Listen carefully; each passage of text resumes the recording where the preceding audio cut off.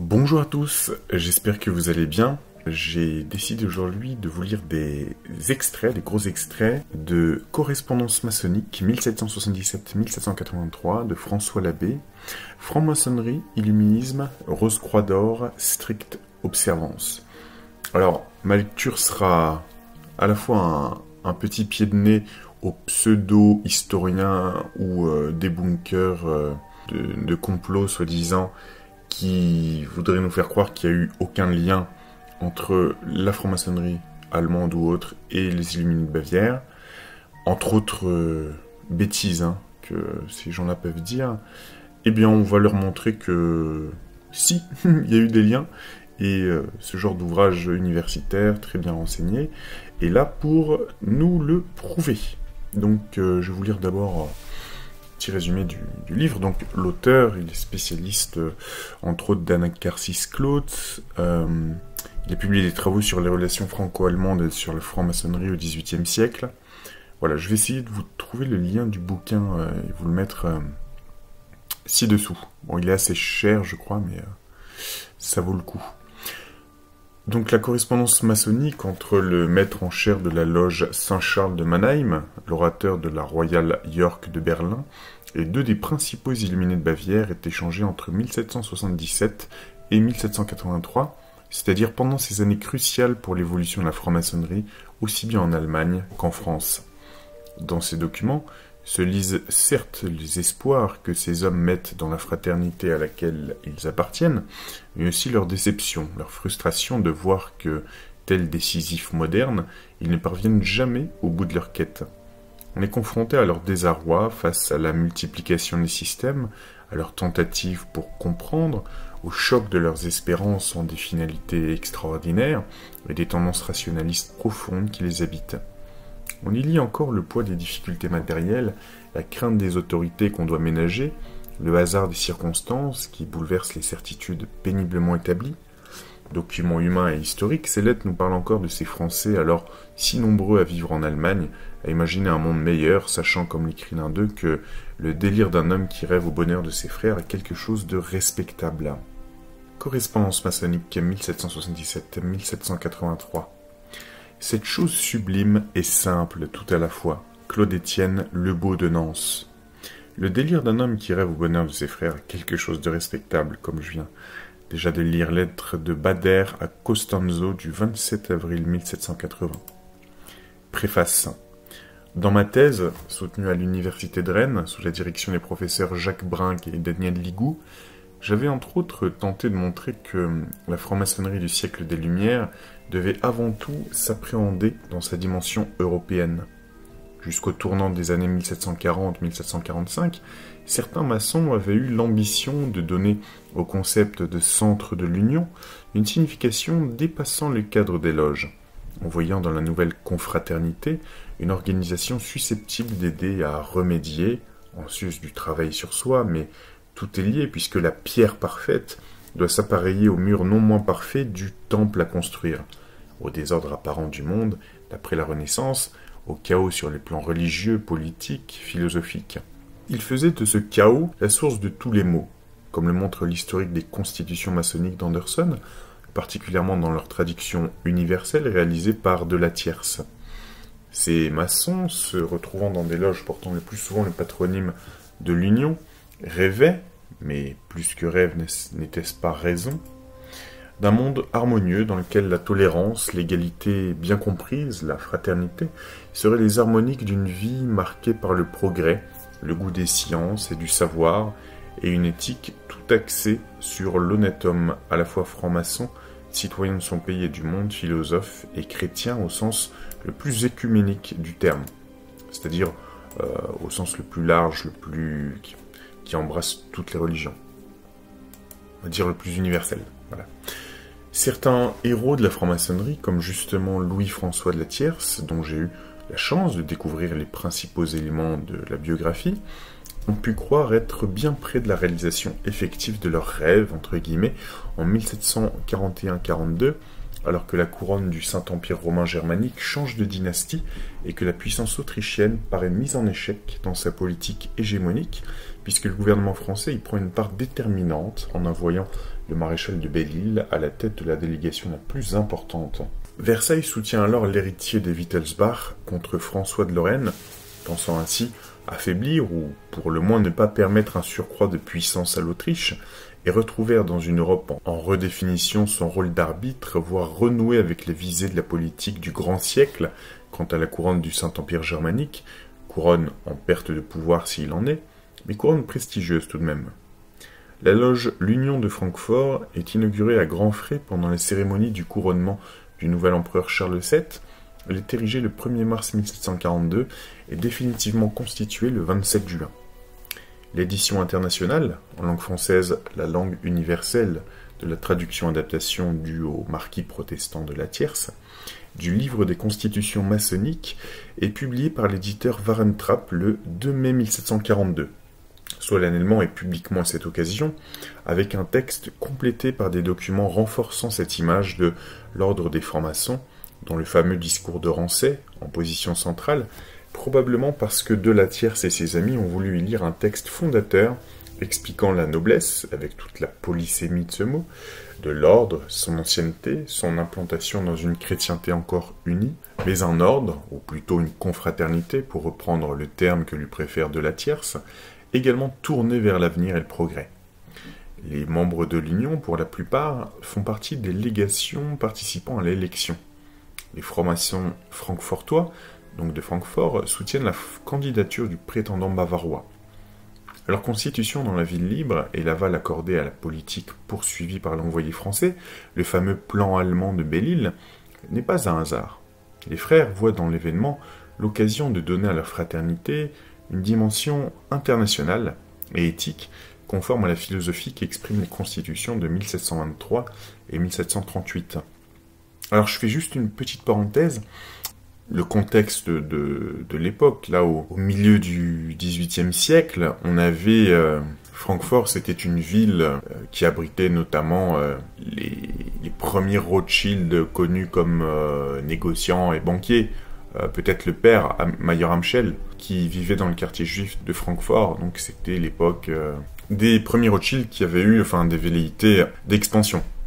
Avant, c'était plutôt, des agriculteurs ou vraiment des tout petits négociants.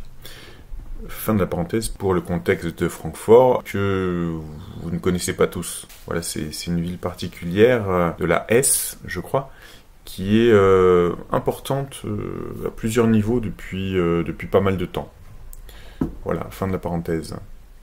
On sait en outre que Frédéric de Prusse a été initié dans la nuit du 14 au 15 août 1738, et le souverain a laissé publier la déclaration suivante par le journal de Berlin du 2 juillet 1740, une société infortunée, à laquelle il semble qu'on prépare le même sort qu'aux anciens Templiers, peut aussi se promettre un asile dans la généreuse protection de SM. Je parle des francs-maçons. Ils peuvent mettre leur loge à l'abri du trône et jour d'un repos qu'aucune protection ne troublera. Fin de la parenthèse. La situation internationale est complexe et la franc-maçonnerie, très marquée par ses origines anglaises, assez peu nombreuses, ne connaît pas encore vraiment les errances, les difficultés de système et d'obédience qui marqueront son histoire à venir. D'autre part, si le 6 décembre 1740, Frédéric II fait parvenir à Marie-Thérèse et à son époux 2 lettres amicales, il n'en prépare pas moins son opération de Silésie, et le 16 décembre, sans déclaration préalable, ses troupes sont entrées dans cette province. La Prusse vient de donner un signal que la France, l'Espagne et la Bavière n'ont pas manqué de suivre. Le 10 avril 1741, la bataille de Mollwitz a marqué la défaite de l'Autriche. Le 9 juin, la France et la Prusse ont conclu un accord, alors que peu avant, à Nymphenburg, la France, l'Espagne et la Bavière avaient signé un accord secret. Toutes ces puissances s'entendent pour démanteler l'héritage des Habsbourg et porter un coup sévère à la puissance autrichienne. L'accord franco-prussien, qui n'est connu que début juin, a démoralisé les ministres autrichiens, comme le rapporte l'envoyé Robinson, une relation de la tierce rencontrée lors du siège d'Orsova, le futur Lord Grantham.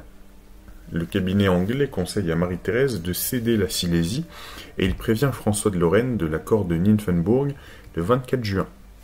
Le 10 septembre, Marie-Thérèse participe à la procession commémorant la libération de sa capitale du siège ottoman de 1683 et en profite pour préparer Vienne contre les avancées bavaroises. Le 11 septembre, portant la couronne de Stéphane, elle obtient le soutien total des Hongrois, qui oublient pour l'instant leur méfiance traditionnelle envers Vienne. Le 15 septembre, les troupes bavaroises entrent solennellement dans Linz, tandis que les régiments français ont franchi le Rhin dès le 15 août et portent la cocarde bleue, les couleurs de la Bavière, signe de la détermination à soutenir l'électeur de Bavière dans sa volonté d'être couronné empereur du Saint-Empire romain germanique.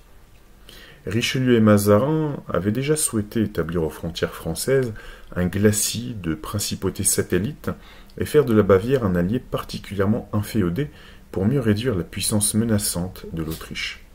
L'élection de Charles Albert de Bavière au trône impérial est pour la France une garantie contre le risque d'hégémonie autrichienne.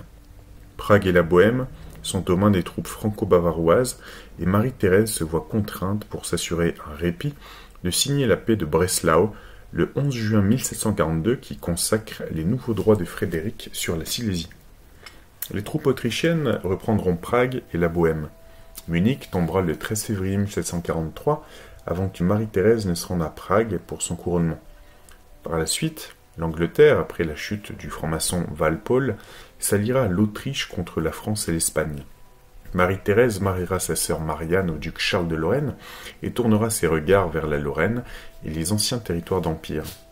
Les Autrichiens approcheront même de Strasbourg lorsque, le 22 mai, Frédéric conclut une union avec l'empereur, l'électeur palatin et le landgrave de Hesse-Kassel pour, entre guillemets, préserver la liberté allemande et se défendre de la tyrannie de la Maison d'Autriche, les paroles mêmes utilisées par la propagande française au temps de Louis XIV. Frédéric cherchera en même temps à convaincre l'Empire ottoman de s'allier pour attaquer l'Autriche et tentera de pousser les Hongrois à la révolte. Il lancera une campagne en Bohême et écrasera le pays. Prague capitulera le 16 septembre 1743, mais les troupes prussiennes seront chassées de la ville le 26 novembre. Marie-Thérèse, qui sait que la lutte avec la Prusse sera longue, signe la quadruple alliance Saxe-Angleterre-Hollande. Mais le 20 janvier 1745, Charles Albert meurt et elle conclut la paix avec son fils Max-Joseph. Les Wittelsbach retrouvent la Bavière que Marie-Thérèse voulait garder en compensation de la Silésie et acceptent que son époux François soit fait empereur. Le 13 septembre, après que les représentants de la Prusse et du Palatinat aient quitté Francfort pour manifester leur mécontentement, il est élu par les représentants des 7 électeurs.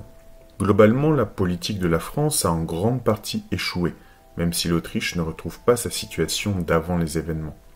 Seules l'Angleterre et la Prusse sont gagnantes, mais une période d'instabilité et de restructuration s'instaure en Europe, restructuration qui prendra un nouvel élan avec le renversement des alliances de 1756 et la déplorable, pour la France, guerre de 7 ans, les Habsbourg s'unissant aux Bourbons contre la Prusse alliée à l'Angleterre.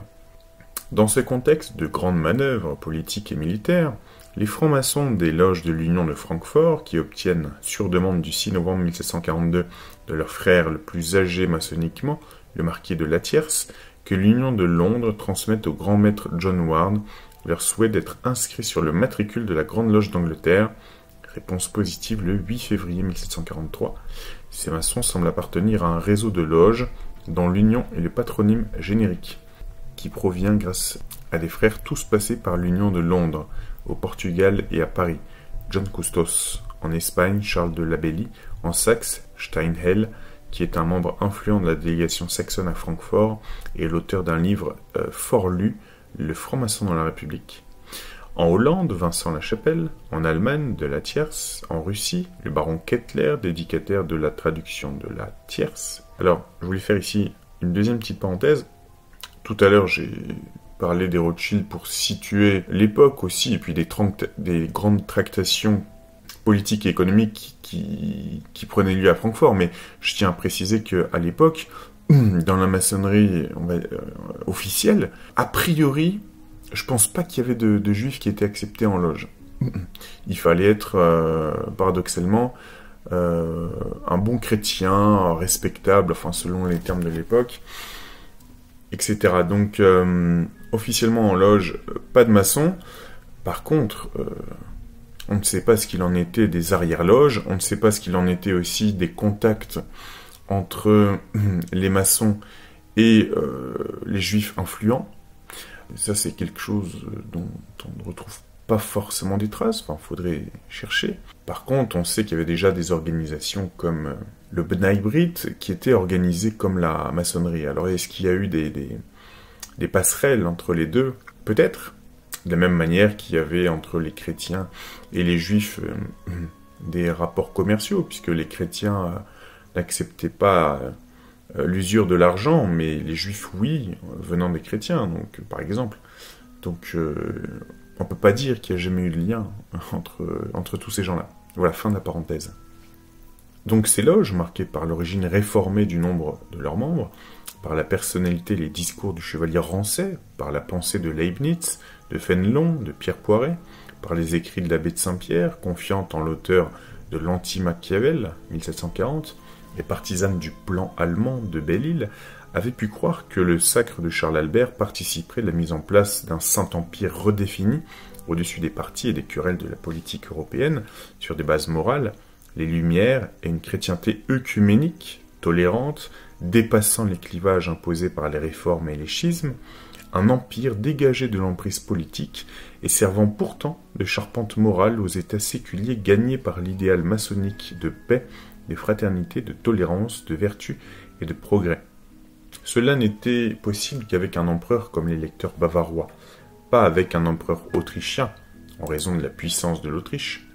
Ses idées, qui étaient proches de celles de Leibniz et des plus grands esprits universalistes et irénistes du temps, esprits marqués par les traumatismes consécutifs à la Réforme, la guerre de 30 ans et la politique belliqueuse de Louis XIV, forment le fond de la pensée de la Tierce et de ses confrères de l'Union de Francfort.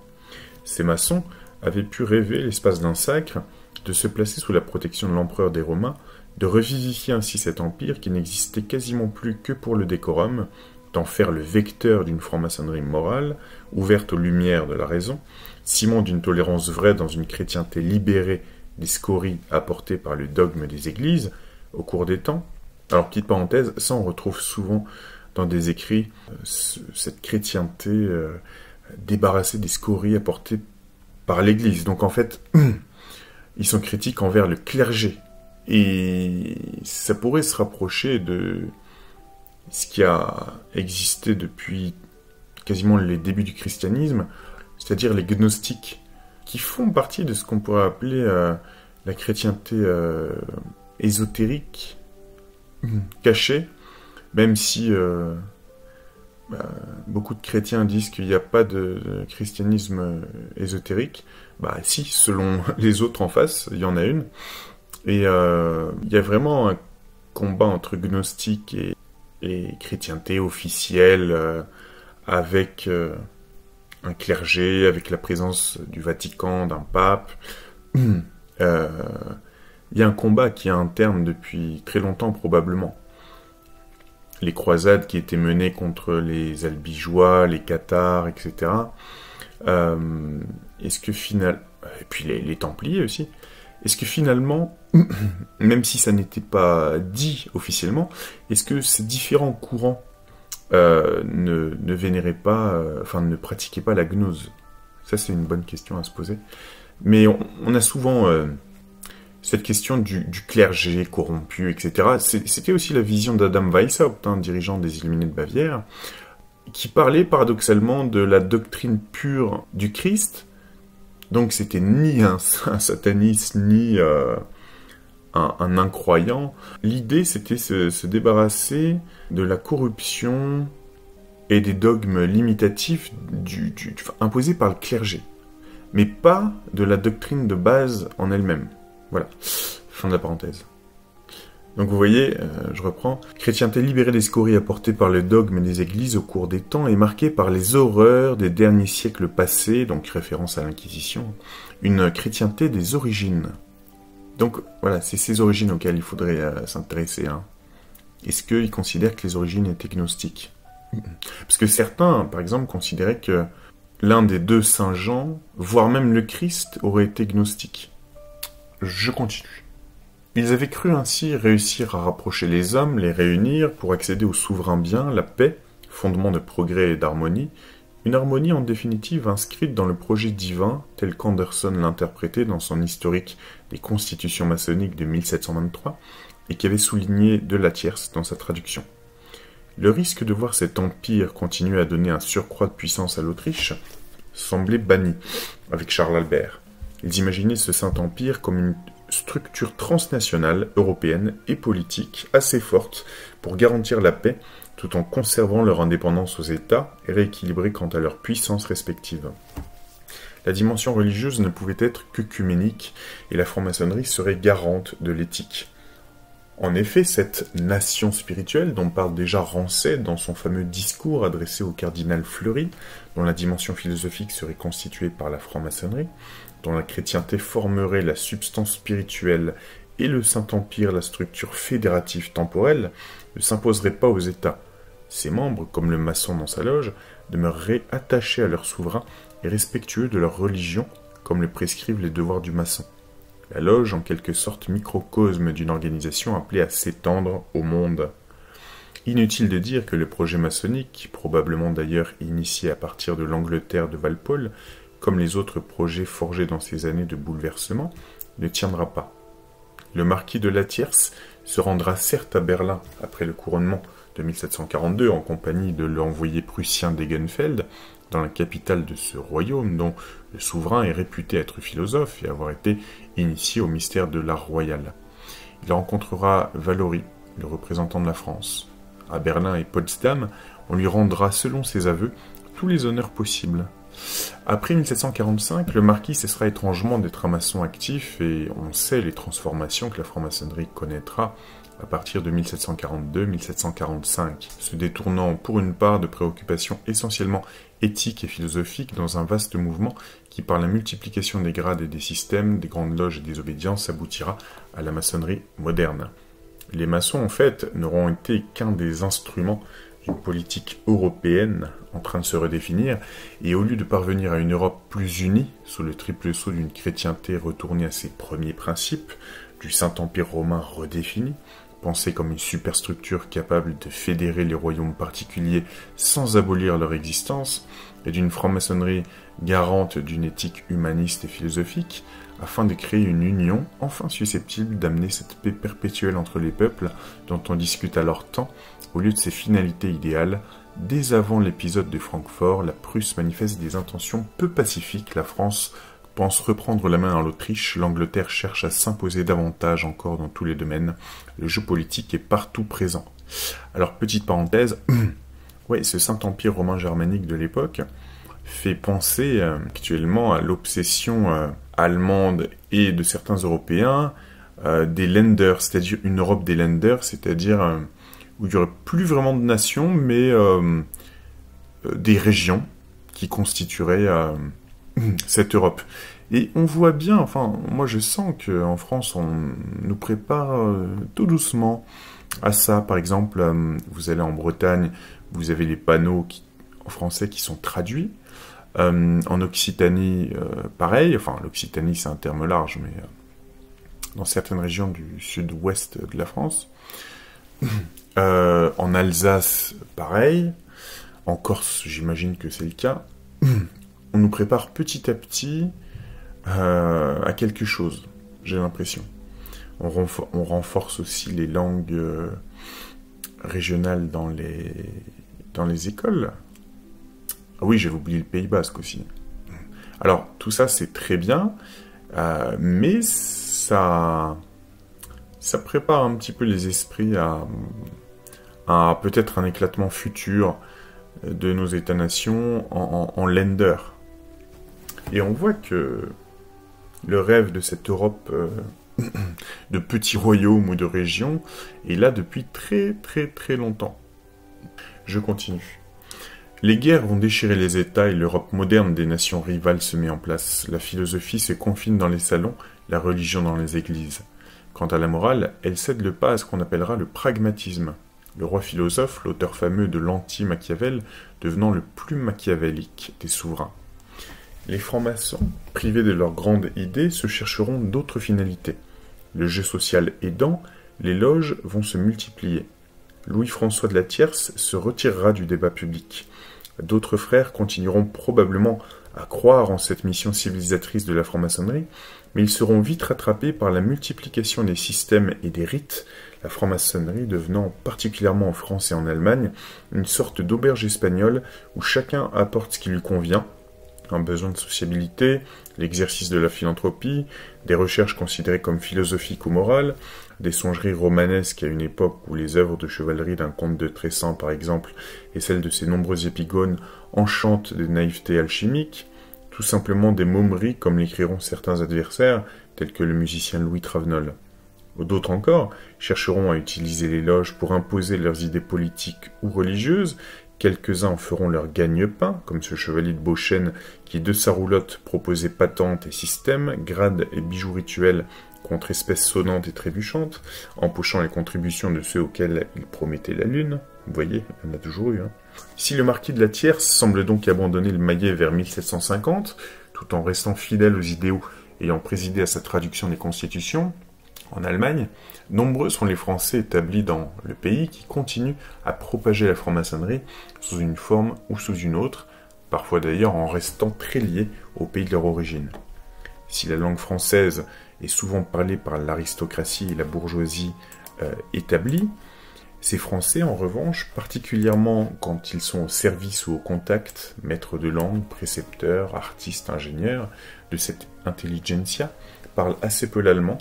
Les milieux dans lesquels ils sont appelés à évoluer rendent un tel effort d'apprentissage d'autant plus inutile qu'il faudra attendre la seconde moitié du siècle pour voir l'image négative de la langue allemande commencer à évoluer.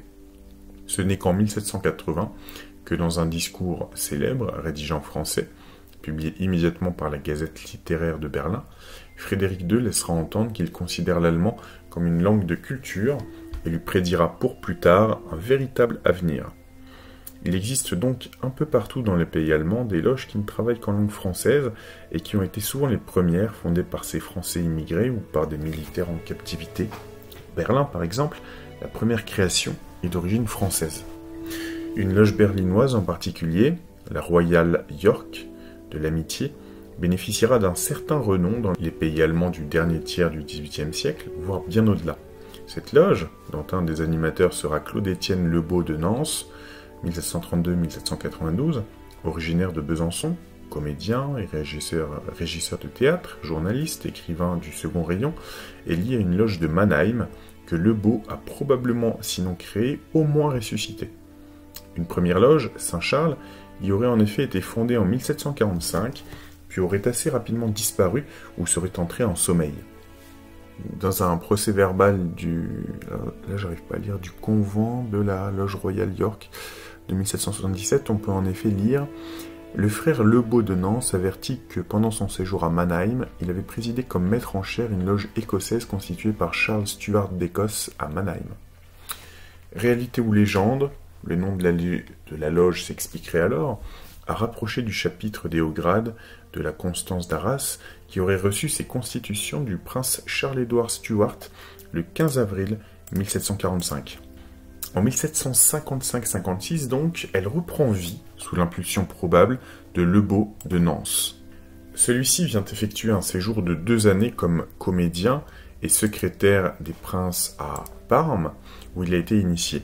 Il écrira dans la préface de l'une de ses œuvres que la Saint-Charles est une loge écossaise fondée par des Français, gens à talent que le souverain avait appelés dans sa cour. C'est pour ça que j'avais dit dans d'autres vidéos, depuis longtemps, certains disent que la maçonnerie est née dans l'actuel Royaume-Uni et en premier lieu en Écosse. Je dis c'est à moitié vrai, puisque dans ces loges écossaises, dans ces premières loges, il y avait des Français qui étaient notamment dans des régiments militaires écossais, qui étaient payés et embauchés par ces régiments. Mais la franc-maçonnerie telle qu'elle est actuellement aurait été véhiculée, transmise, créée par des Français.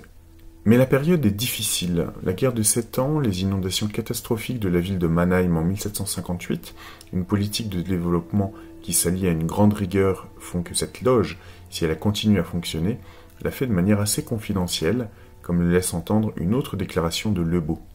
Elle profite cependant de la protection de Frédéric Michel de Deux-Ponts. On sait qu'en 1763, Jacques Drouin, dentiste de profession, originaire de Turin, où il est né, mais ayant vécu à Paris dans sa jeunesse, y est reçu apprenti. En 1766, Lebeau est le maître en chaire et Drouin son orateur.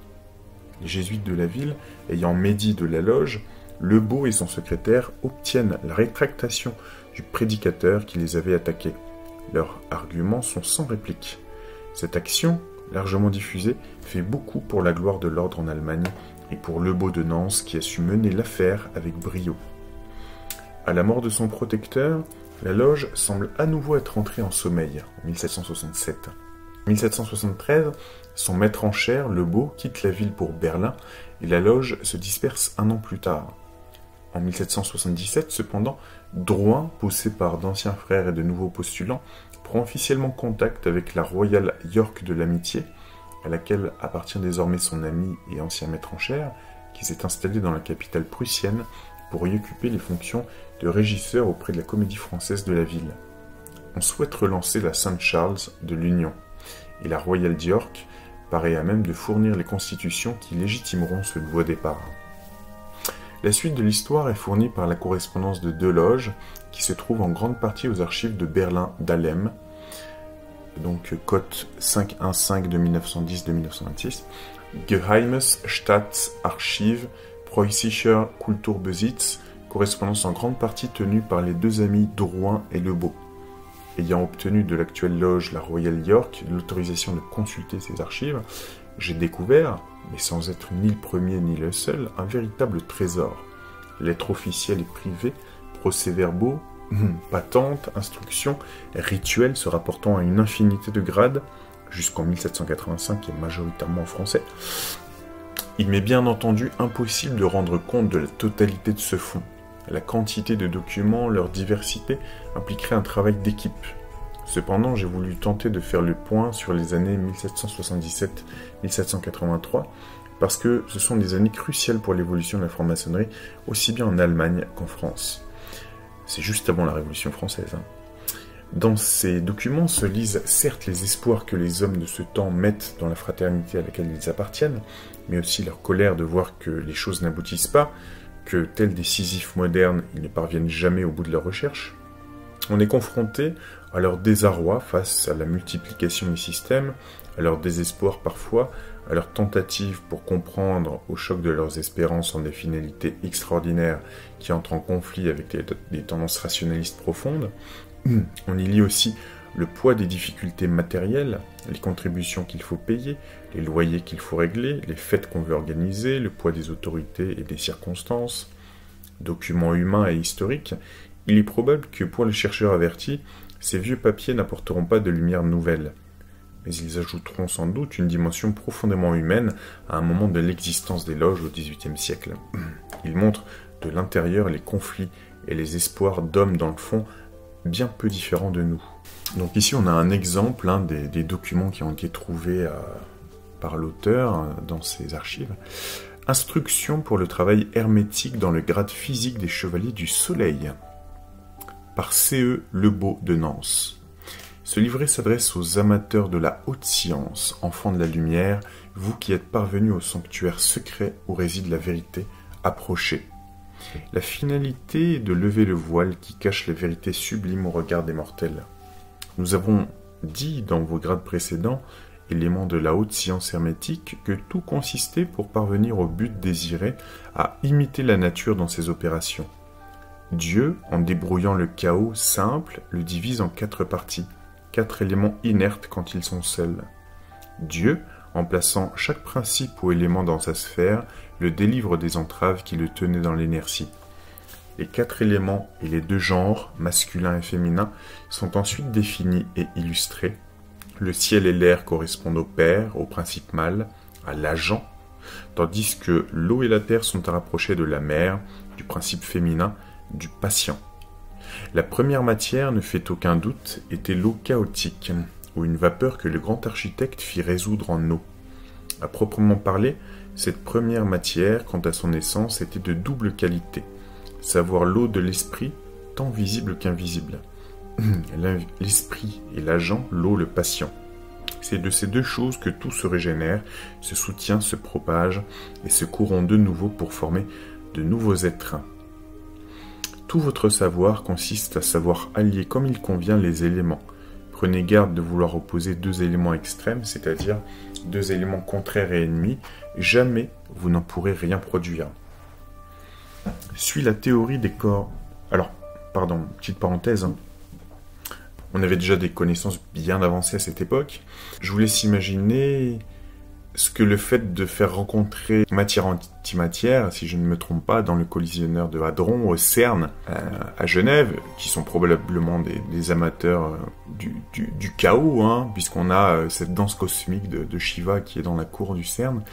Je vous laisse imaginer ce que ça peut créer, potentiellement, de faire rencontrer matière et antimatière, alors qu'ici ils disent « Prenez garde de vouloir opposer deux éléments extrêmes. Jamais vous n'en pourrez rien produire. » Suit la théorie des corps intermédiaires et des gradations nécessaires. Enfin sont expliquées des expériences montrant que les 4 éléments dans le monde constitué sont mêlés subtilement. Faire évaporer de l'eau laisse par exemple des résidus mesurables. À celui qui minéralise la terre en l'asséchant, l'auteur explique « Si vous prenez un peu de cette terre, vous en tirez un grain d'or ou d'argent. » Les expériences sont réversibles. Si on rajoute de l'eau, la terre redevient nourricière. Alors ça me fait penser à une des cartes du tarot de Oswald Wirth, où on voit une femme reverser de l'eau sur la terre fertile, il me semble.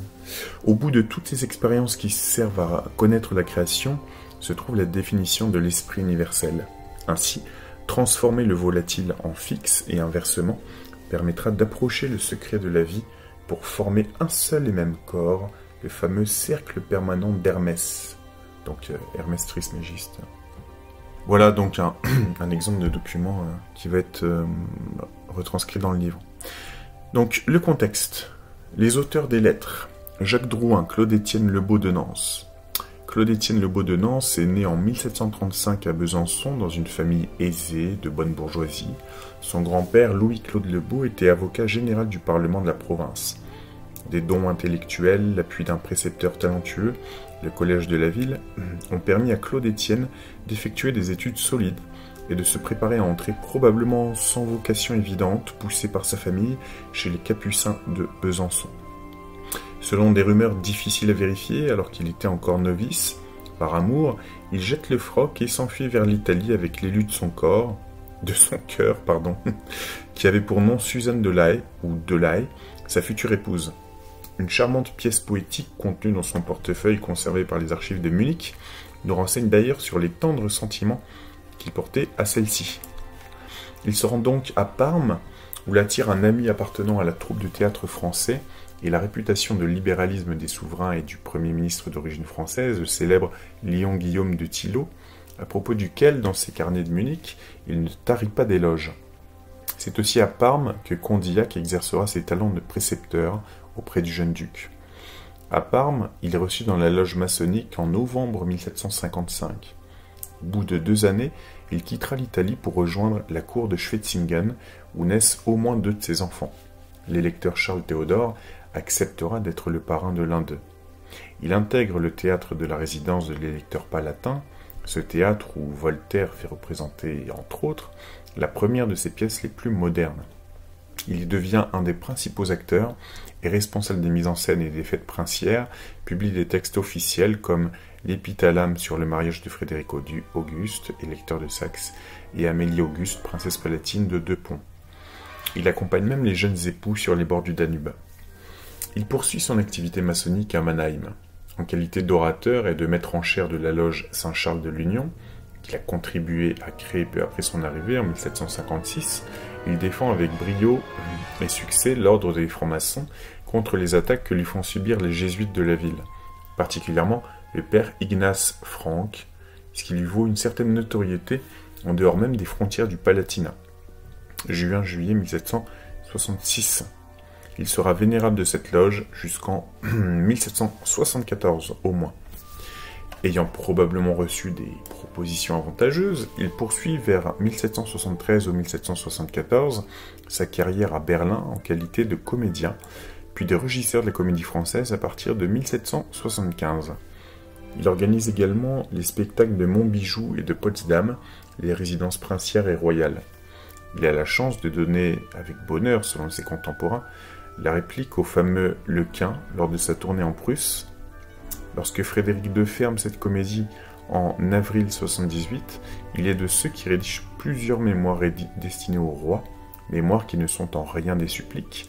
Claude Étienne exige simplement le respect du droit des gens, dont la cour de Potsdam semble faire tant de cas.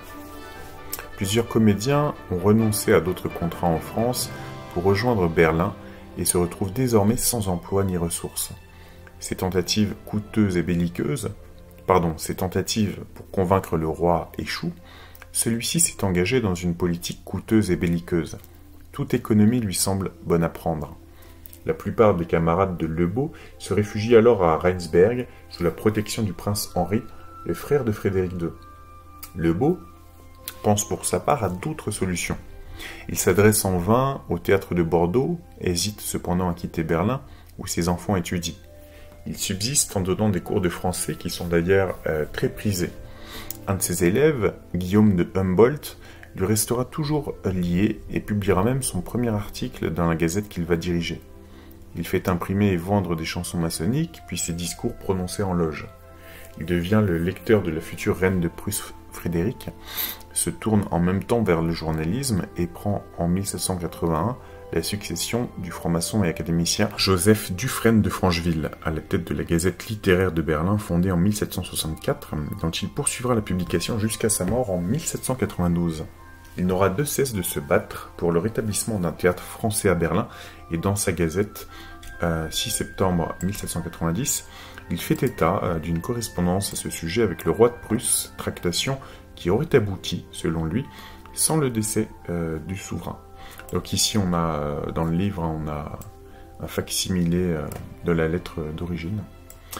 Dans la capitale, il acquiert vite la réputation d'un maître de langue reconnu et recherché. Il aura d'ailleurs l'autorisation de porter le titre de professeur.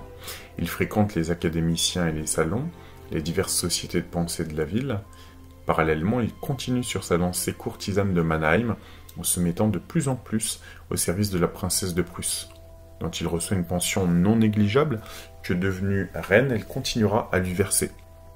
Il écrit et fait jouer des divertissements, organise les redoutes, anime la vie culturelle du château de Montbijou tout en bénéficiant de la protection d'Henri de Prusse, installé à Rheinsberg, où 2 de ses fils sont des comédiens et chanteurs fêtés.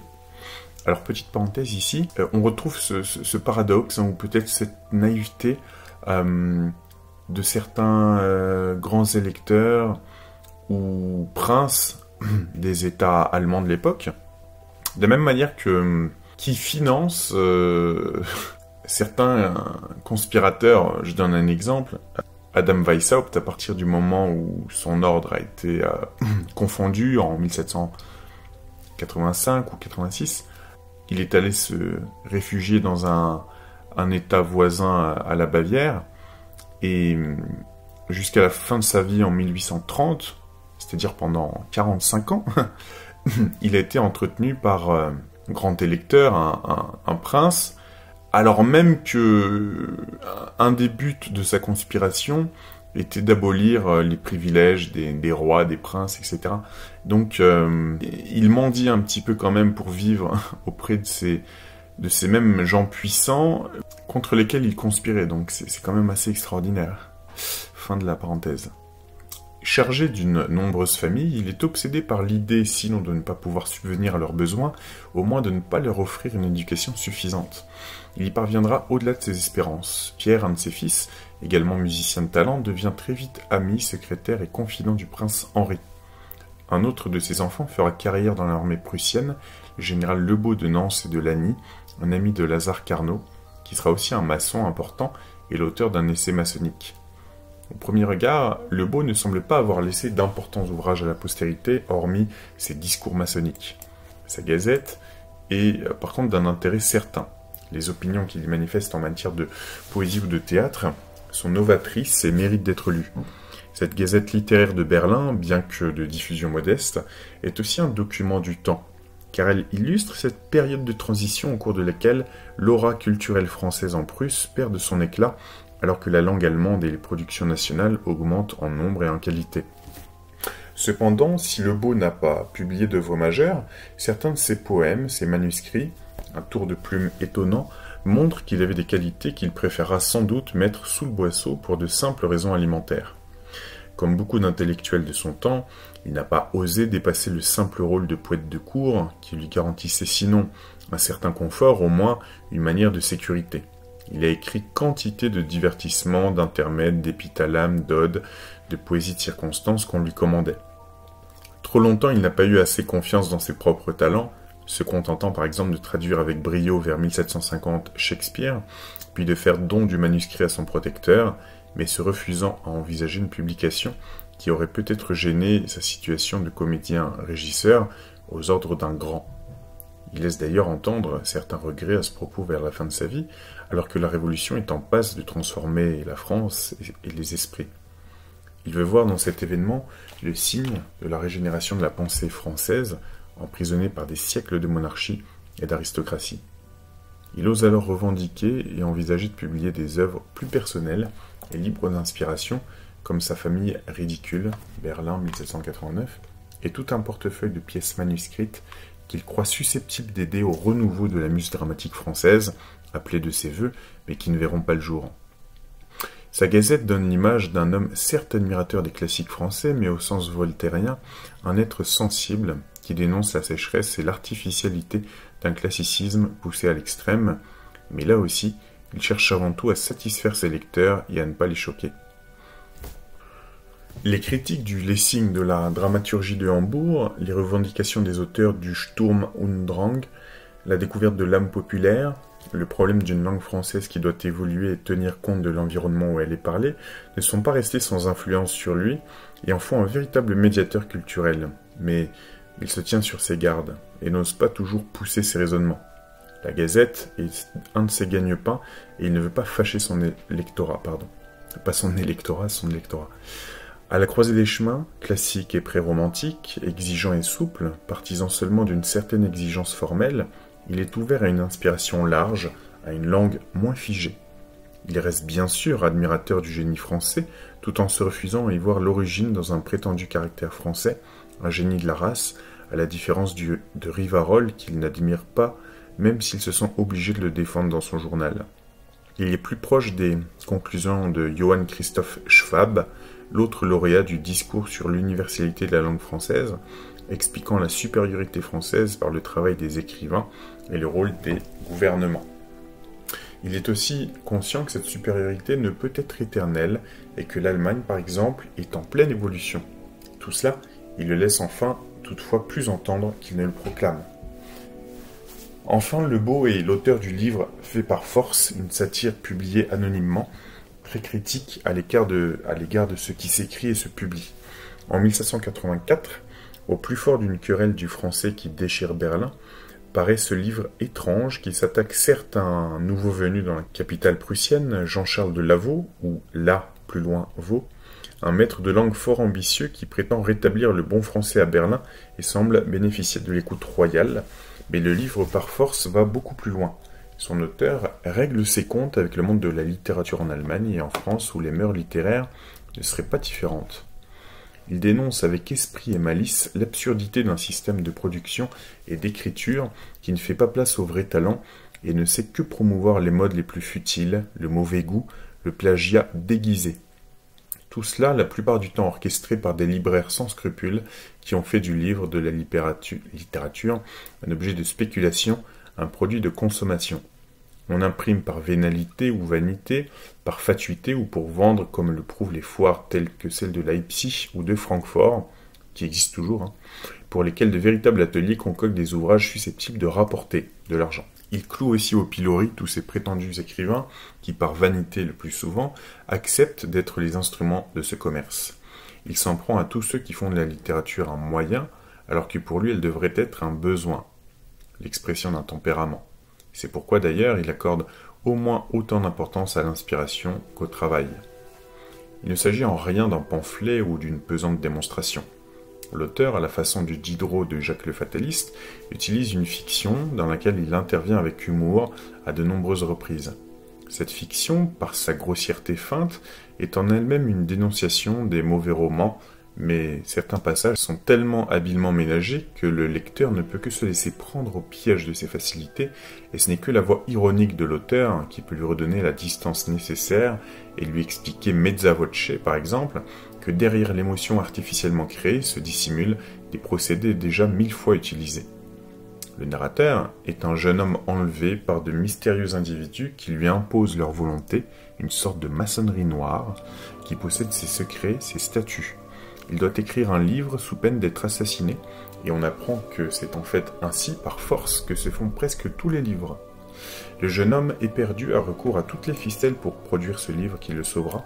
Remplissage, imitation, plagiat, recherche effrénée de mots rares, titres ambitieux, sous-titres énormes, quête à tout prix de l'originalité, description des moindres faits de la vie quotidienne. Il se lance même dans des expériences quasiment lettristes avant l'heure, en alignant syllabes et mots dénués de sens immédiat. Il donne la recette de l'in-quarto, celle des sommes philosophiques, et s'acharne sur les modes, le sensible, l'horrible, les aventures échevelées. Il fait en bref ce que tous les mauvais auteurs font. Le beau parsème en outre son texte d'histoire qui sont autant de mises en abîme de sa thèse centrale, la dénonciation des marchands du temple, et il fait succéder le sérieux apparent à un burlesque de bonne aloi, l'émotion feinte à la terreur jouée. Son roman satirique dénonce avec esprit les modes, les faux semblants, la gloriole littéraire, le manque d'authenticité de la plupart de ceux qui écrivent. Très influencé par les moralistes de la fin du grand siècle, son pessimisme, voire un certain cynisme, marque ce livre fait par force. Franc-maçon rationaliste, il est l'orateur respecté de la Royal York de l'Amitié, une des rares loges qui conserve durablement la confiance du souverain. Alors, petite parenthèse, il faudrait que je vous lise cet ouvrage, le livre fait par force, parce que je l'ai trouvé. Je continue. Franc-maçon rationaliste, il est l'orateur respecté de la Royal York de l'Amitié, une des rares loges qui conserve durablement la confiance du souverain. Il prononce un nombre impressionnant de discours de haute tenue, dont certains seront publiés partout en Europe. Il est la cheville ouvrière de cette loge qui se garde sous son égide de perdre son indépendance. Sa vision de la franc-maçonnerie est assez complexe parce qu'elle est marquée par une grande tolérance.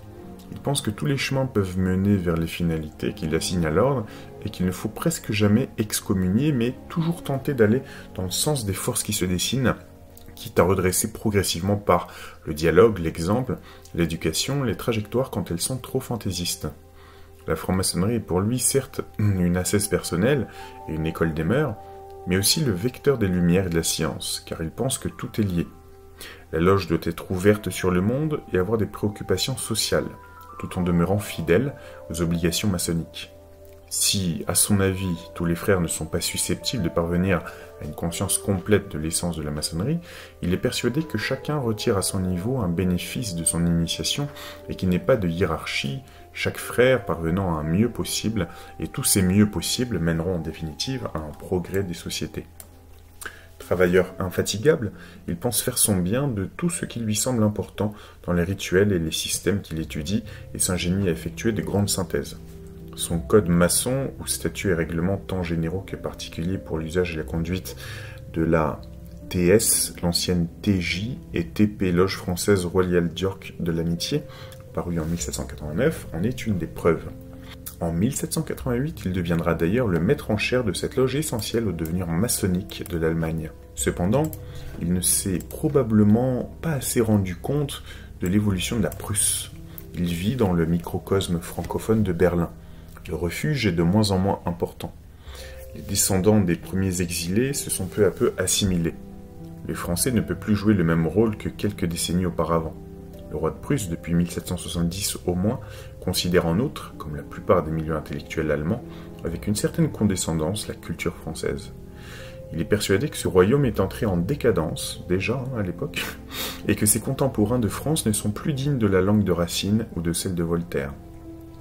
Il n'est pas mécontent de rappeler aux membres éminents du refuge que leur français est insuffisant, et en 1780, dans son fameux discours de la littérature allemande, il annonce des lendemains qui chantent, pour l'allemand, le français ne devant être encore cultivé en Prusse que le temps nécessaire. Le beau a pourtant compris que les prétentions de Rivarol et que le prix que lui décerne l'Académie, ex aequo avec Schwab, sur l'universalité de la langue française, est une sorte de chant du cygne, mais il n'en tire aucune conclusion et pense toujours que Berlin pourrait devenir le Paris de l'Allemagne. En matière de maçonnerie, il maintient tant qu'il le peut la Royale d'York dans l'orbite française, même s'il doit concéder qu'une part des travaux se fera en allemand, considérant sans doute, comme de la Tierce en 1742, que cette langue est la langue maçonnique par excellence du fait de son universalité. Cette attitude lui crée de nombreux ennemis. On déplore en outre son caractère autoritaire, si l'on en croit certains témoignages, mais en fait on admet mal que la Royale York demeure une loge française désirant s'imposer comme obédience en Allemagne. Son portrait est vitriolé en loge par des inconnus. En bref, on supporte de plus en plus difficilement ce qui a été la prééminence française dans la ville, dans l'État, à l'Académie et en loge. Quand il mourra, sa gazette française disparaîtra et la Royale York deviendra immédiatement une loge allemande, préoccupée de la réunion des différentes grandes loges existant alors en Allemagne. On sera d'accord pour célébrer ses mérites, mais on s'éloignera de sa politique. Il n'y a plus vraiment de place en Prusse et dans les autres pays allemands pour une valence francophile et francophone dans la vie publique. L'utopie d'un réseau de loges filles de la Royale York travaillant dans toute l'Europe, en grande partie en français, ne lui survivra pas. Jacques Drouin est malheureusement beaucoup moins connu. Il est né en Italie, à Turin, en 1740, où ses parents appartiennent à différentes troupes de théâtre. Assez jeune, il vit à Paris et poursuit des études qui le mèneront à l'exercice de l'art dentaire.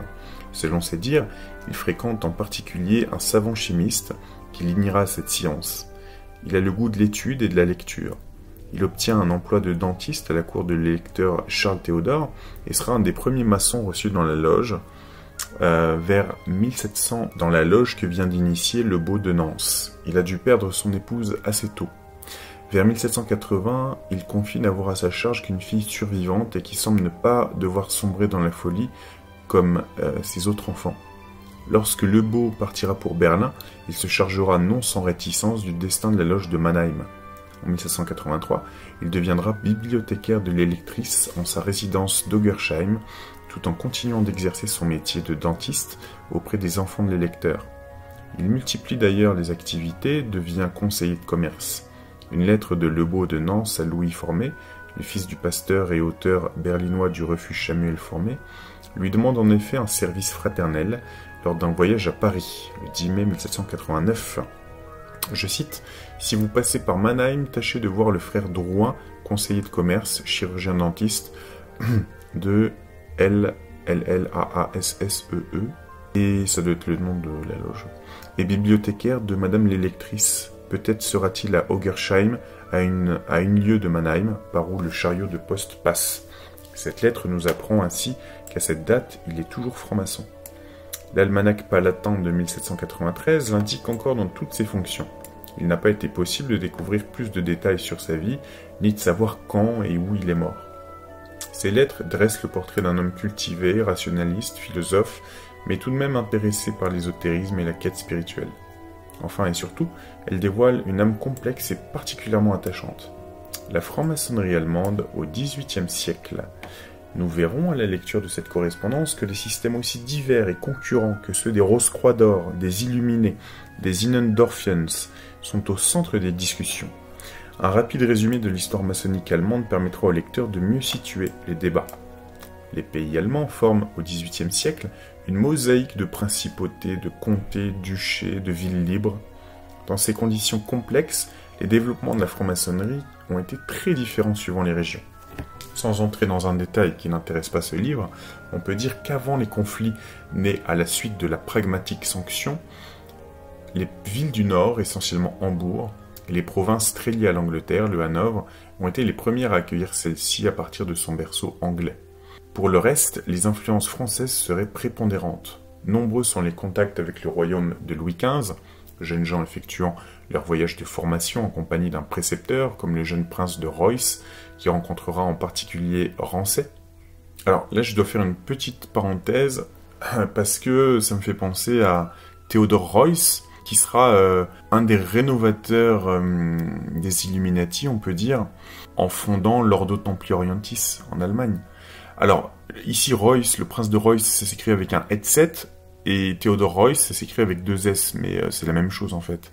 Et je me demande s'il n'était pas de la famille. Donc le prince de Reuss qui rencontrera en particulier Rancé comme le fondateur de la stricte observance, le baron de Hund, comme le comte Routowski, négociant militaire artiste.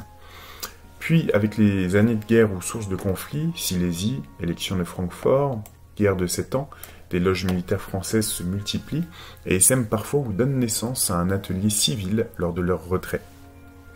Enfin, les influences françaises, l'attrait des systèmes, souvent favorisés par des voyageurs ayant « vu la lumière » entre guillemets dans le royaume français, se multiplient, un essaimage que facilite l'importante communauté d'origine française, disséminée dans les pays germaniques, qui reste attachée à sa patrie d'origine et possède jusqu'assez tard dans les siècles rarement la langue allemande.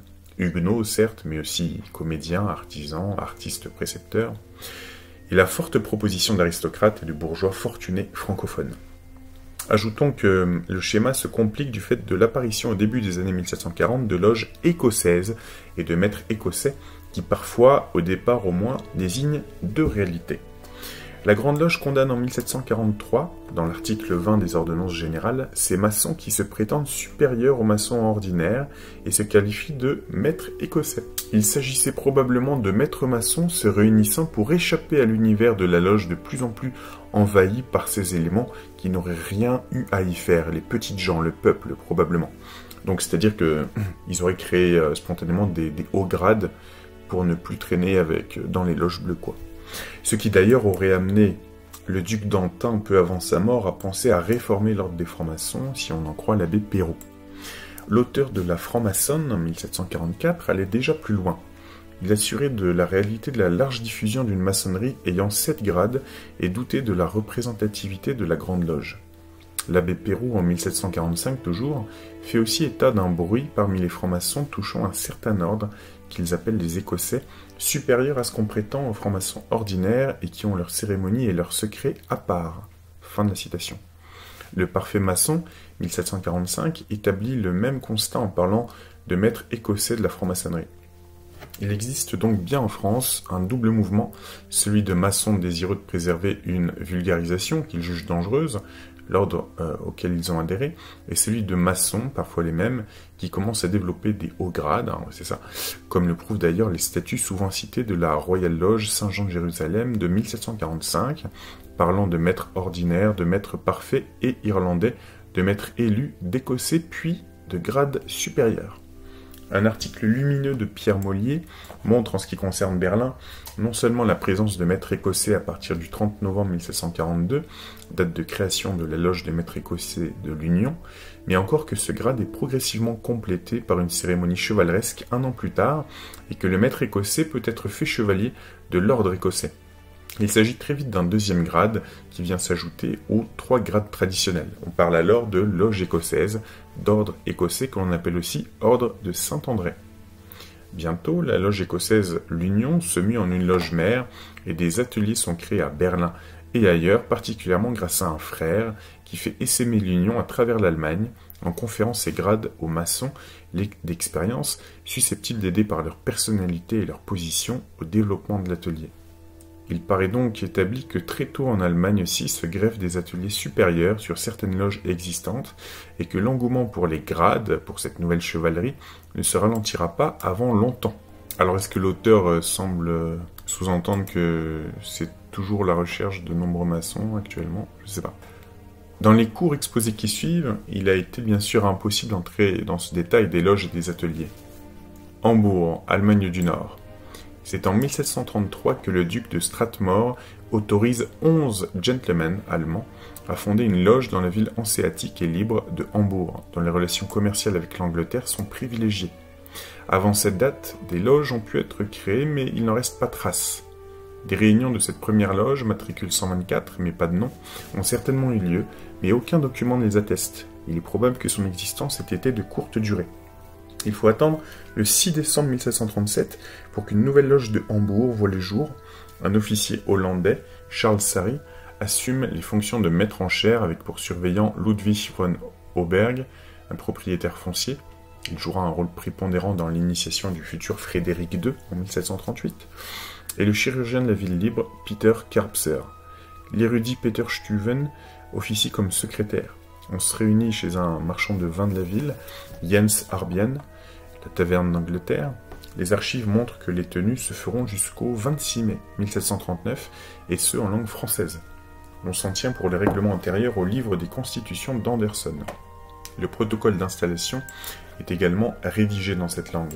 Les cérémonies d'initiation sont très simples, préparation en chambre obscure, yeux bandés, voyage périlleux. Il ne semble pas y avoir eu de loge de compagnons, et jusqu'en 1755, les 2 premiers grades sont conférés en une séance.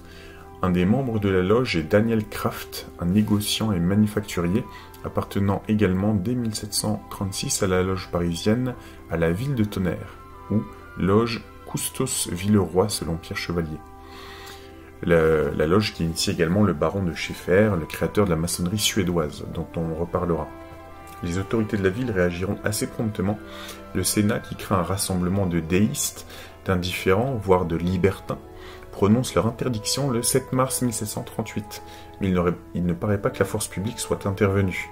Dès 1740, cette interdiction est abrogée. Cette même année, le nouveau maître en chair de la loge, ou de ce qu'elle est devenue, Lothman, obtient son inscription le 30 octobre 1740 au registre de la Grande Loge londonienne sous le numéro 119. Il fait également en sorte qu'elle soit érigée comme Grande Loge provinciale de Hambourg et de Basse-Saxe. Lothman, qui a été initié en Angleterre, a déjà renoncé à l'usage du français pour les travaux courants. Cette loge porte vraisemblablement d'abord le patronyme de Bunch of Grapes, grappe de raisin, et deviendra à partir de 1743 la loge Absalom, époque où une autre loge, peut-être ancienne, qui se réunit dans une seconde auberge, le Kaiserhof, tenu par le français François Guillemot, cherche à se rapprochement qui aura lieu peu après. Des loges filles seront alors créées, comme la loge St. George du Kaiserhof ou la loge écossaise Judica. La loge essaime aussi en dehors de la ville libre, Brunswick, Celle, Oldenburg, Schwerin, Copenhague.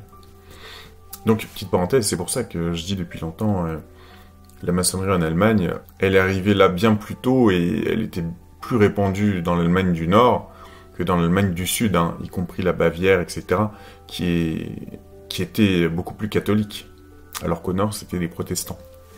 Fin de la parenthèse. En 1765, des différends éclatent entre plusieurs loges filles, causées par l'intervention du chevalier d'industrie et théologien en rupture de ban, Philippe Samuel Rosa, en réalité Dietrich Schumacher, reçu en 1742 aux Trois Globes de Berlin.